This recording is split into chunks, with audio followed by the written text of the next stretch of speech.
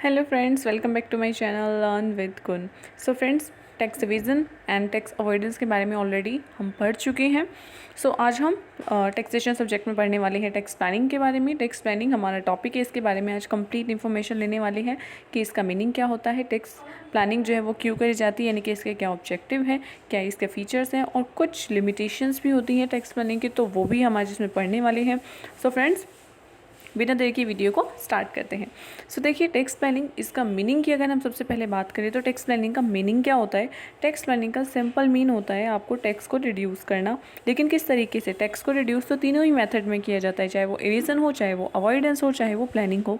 But आप tax को reduce कर रहे हैं किस तरीके से, by way of taking all exemptions, जो भी आपको टैक्स लॉज में क्या दी हुई है, एग्जम्पशन दी हुई है, जो भी आपको डिडक्शन दी हुई है, जो भी आपको रिबेट दिए हुए हैं, जो भी आपको रिलीफ दी हुई है, यानी कि सारी टैक्स लॉज में सारी एग्जम्पशंस, सारी डिडक्शन, सारी रिबेट, सारे रिलीफ, इन सब का जो है बेनिफिट उठाना एंड देन अपनी टैक्स लायबिलिटी को रिड्यूस करना, ये जो है वो टैक्स प्लानिंग होता है। देन नेक्स्ट देखिए और क्या कहा जाता है इसके मीनिंग के बारे में, जैसे आपको अच्छे से मीनिंग क्लियर हो, वो है arrangement of one financial affair in such a way that the burden of taxation on assessee is reduce to minimum. मतलब कि इस तरीके से अरेंज करना किसी के फिनेंशियल अफेयर्स को कि जो टैक्सेशन का बर्डन है असेसी पे वो बिल्कुल मिनिमम हो जाए, यानी कि वो कम हो जाए।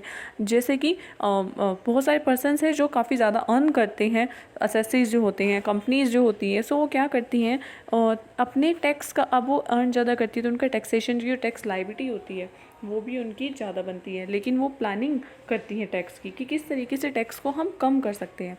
वही है कि टैक्सेशन का बर्डन एसएससी अपने ऊपर जब कम करते हैं लेकिन लीगल और एथिकल तरीके से, वो आपका कहलाया जाता है tax planning. I hope it's meaning is clear to you. Next देखिए, और इसके बारे में आपको अच्छे से क्लियर होगा, it is the legitimated right of every tax payer. जो पर्सन भी टैक्स पे करता है यानी कि वो टैक्स पेयर है। टैक्स, हर टैक्स पेयर का ये लेजिटिमेट राइट है, यानी कि लीगल राइट है जो हर पर्सन के हाथ में है कि वो अपने टैक्स की प्लानिंग करे और टैक्स प्लानिंग करके ही अपने टैक्स को कम करे। ओके, हम आगे बढ़ते हैं। When assessee tax shelter behind these available section rules and then reduce tax liability call tax planning. ठीक है, this is the complete meaning कि जब असेसी, अब देखिए आपको हम कह रहे हैं कि आपके जो टैक्स लॉ में बहुत सारे आपको डिडक्शंस जो है वो अवेलेबल है, बहुत सारे आपको एग्जम्पशंस अवेलेबल हैं, कुछ एग्जम्पशंस हैं, कुछ डिडक्शंस हैं, कुछ रिबेट है, कुछ रिलीफ है। ये अलग अलग सेक्शन में आपको गिवन है। जब हम आगे इसके बारे में पढ़ेंगे तब हम देखेंगे कि क्या क्या रिलीफ किसी पर्सन को मिली हुई है। हर एसएससी को जो है वो डिफरेंट टाइप की रिलीफ मिलती है और अलग अलग सेक्शन में होती है। जब इन सेक्शंस के पीछे जो सेक्शंस है आपके टैक्स लॉज के, कोई पर्सन जो है इन सेक्शन के पीछे शेल्टर लेता है एंड देन अपने टैक्स को प्लानिंग करता है और फिर टैक्स लायबिलिटी को रिड्यूस करता है, वो टैक्स प्लानिंग है। ठीक है, अब हम आगे देखते हैं इसके बारे में कि इसके फीचर्स क्या होते हैं टैक्स प्लानिंग के। देखिए, सबसे पहला है इसका एम होता है रिड्यूस करना आपकी टैक्स लायबिलिटी को। आपको पता ही है कि it's main aim is to reduce tax liability. Alright, next देखिए, done with in rules of law, यानी कि ये लॉ के रूल्स में रहकर करी जाती है। लॉ खुद ही, गवर्नमेंट खुद ही कहती है कि आप टैक्स प्लानिंग करिए। ठीक है, लीगल भी है और एथिकल भी है, जबकि इससे पहले जो टैक्स एविजन ना वो एथिकल था ना वो लीगल था। फिर हम टैक्स अवॉइडेंस पे आए थे, वो लीगल तो था बट अनएथिकल था। लेकिन ये जो टैक्स प्लानिंग है ये बेस्ट वे होता है, लीगल भी है और एथिकल भी है। नेक्स्ट देखिए इसका क्या फीचर है, deliberate creation of law for wealth creation, यानी कि इसमें जानबूझकर वेल्थ को क्रिएट किया जाता है। ठीक है, ये थिंग्स आप इसकी इंपॉर्टेंस में भी डाल सकते हैं, वो कैसे किया जाता है हम पढ़ेंगे आगे इसके इम्प्लीकेशंस में। नेक्स्ट देखिए, स्ट्रेसलेस डिवाइस है। कोई भी पर्सन अगर लीगल काम कर रहा है, लीगल के साथ साथ वो एथिकल भी काम कर रहा है, और उससे क्या होगा, उससे स्ट्रेस नहीं लेना पड़ेगा, है ना, क्योंकि आप काम जब कोई भी लीगल तरीके से करते हैं तो ये स्ट्रेसलेस डिवाइस आपके टैक्स को कम करने के लिए।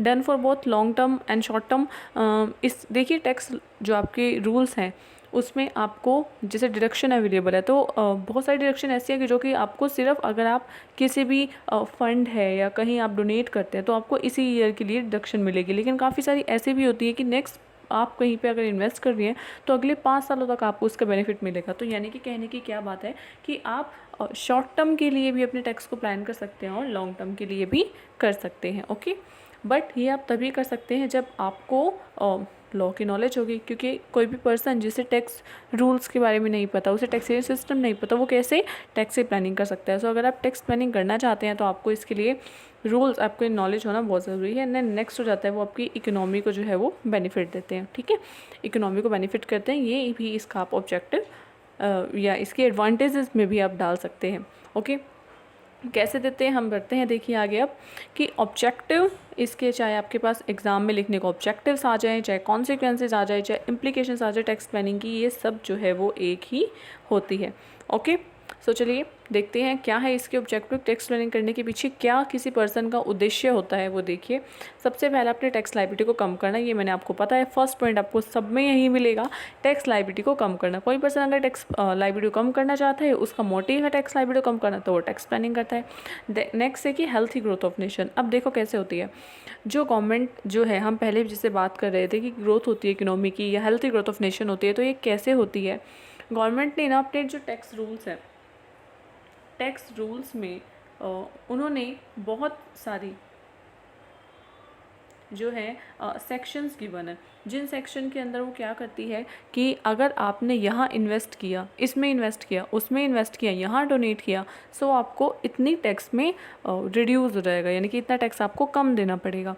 सो जो गवर्नमेंट इस तरीके की सेक्शन देती है ना, वो कहाँ देती है आपको, वो देगी आपको SEZ में देगी या FTZ में देगी, है ना, जो भी आपके बैकवर्ड एरियाज़ होते हैं उनके रिडक्शन देती है। कोई भी अगर कंपनी है उसे कहती है कि अगर आप बैकवर्ड जो आपके एरियाज़ हैं, अगर आप उनमें जाके लगाएंगे तो उससे आपको हम टैक्स में बेनिफिट देंगे, हमें आपसे पूरे 3 सालों तक टैक्स ही नहीं लेंगे, या फिर लेंगे तो उसकी 50%, यानी कि जितना आपकी टैक्स लायबिलिटी बनेगी उसमें 50% जो है आपको पे करना होगा, बाकी 50% आपको टैक्स पे नहीं करना होगा, या आपको इलेक्ट्रिसिटी में काफ़ी ज़्यादा कंसेशन दिया जाएगा।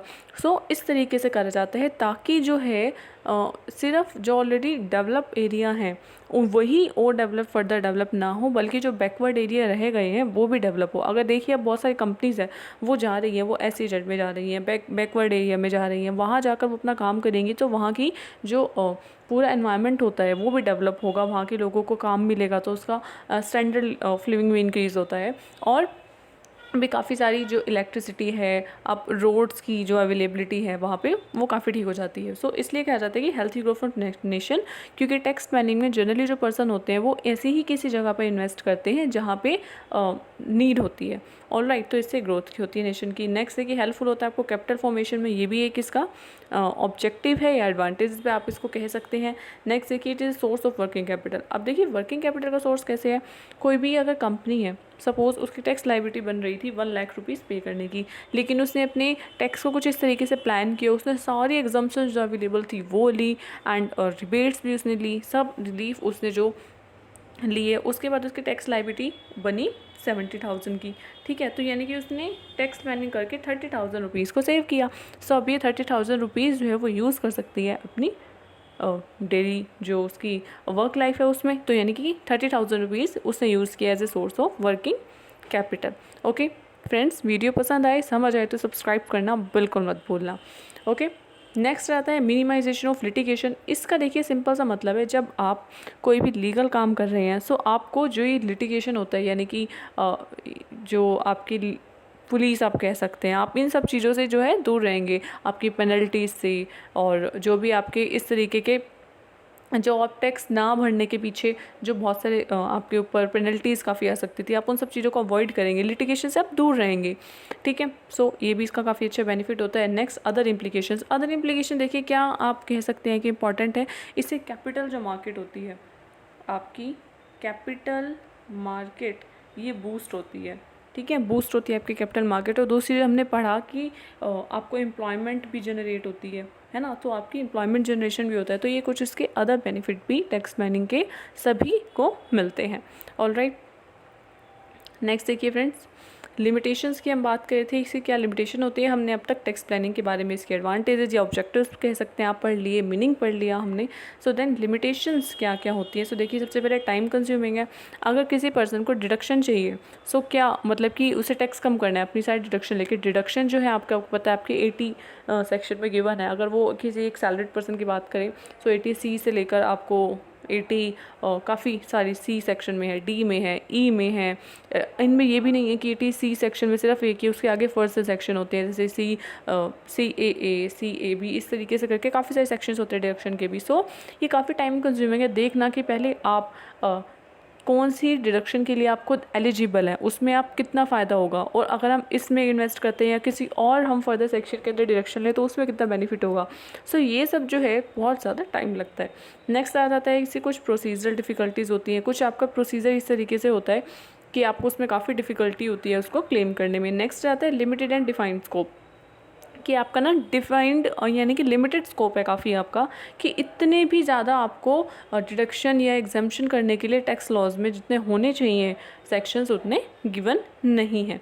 ठीक है, बिकॉज आप हर किसी स्लैब में या हर किसी आप सेक्शन में एलिजिबल नहीं होते डिडक्शन के लिए, तो काफ़ी लिमिटेड आपके पास स्कोप रह जाता है।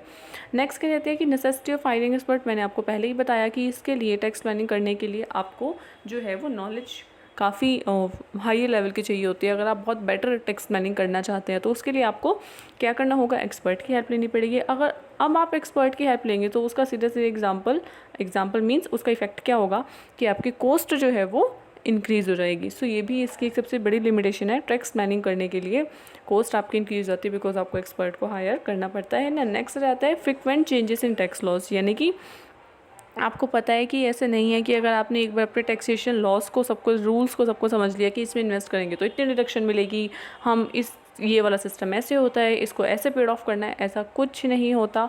आपको पता है कि हर साल आपका बजट आता है तो सब में रूल चेंज हो जाते हैं, टैक्सेशन सिस्टम में काफ़ी सारे चेंजेस आते हैं और काफ़ी फ्रिक्वेंटली आते हैं। ये नहीं कि सिर्फ आपके साल में एक बार ही आते हैं, ऐसा नहीं होता। आपके विद इन ईयर भी जो है काफ़ी सारे चेंजेस चलते रहते हैं। सो इसी तरीके से काफ़ी सारे चेंजेस होते हैं जिसके बाद उसको समझना काफ़ी टिपिकल हो जाता है टैक्स प्लानिंग करने के लिए। ऑलराइट, सो फ्रेंड्स, इससे यहाँ पहले टैक्स एविजन और टैक्स अवॉइडेंस की वीडियो मैं बना चुकी हूँ, आपके अपने चैनल पर है, मैं लिंक डिस्क्रिप्शन बॉक्स में डाल दूँगी, आप उसको करना देखना बिल्कुल ना भूलें ताकि आपका कॉन्सेप्ट इन तीनों से रिलेटेड बिल्कुल क्लियर हो जाए। Okay friends, till then dream plan act achieve, मिलते हैं नेक्स्ट वीडियो में। Till then stay tuned, stay safe, thank you.